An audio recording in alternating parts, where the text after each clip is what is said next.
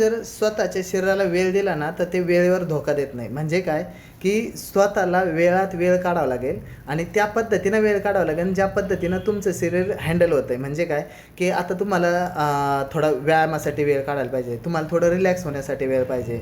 तुम्हाला mind relax करण्यासाठी वेळ पाहिजे. थोडं मेडिटेशन वेळेसाठी वेळ काढा. तुम्ही थोडं योगा प्राणायाम करा. तुम्ही थोडं आरामाला वेळ काढा.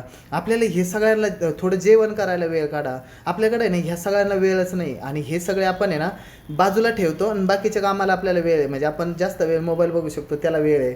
आपण मूव्ही पिक्चर हे सगळं करू शकतो, त्याला वेळ आहे. आपण गॉसिपिंग करू शकतो, त्याला वेळ आहे. आपल्याकडे सगळ्या बाकीच्या गोष्टीसाठी वेळ असतो, पण आपण चांगल्या गोष्टीसाठी स्वतःचं शरीर कसं मेंटेन ठेवायचं याच्यासाठी वेळ नसतो आणि मग मोठे आजार होतात आणि मग आपण म्हणतो की मला हा त्रास झाला. अजिबात नाही.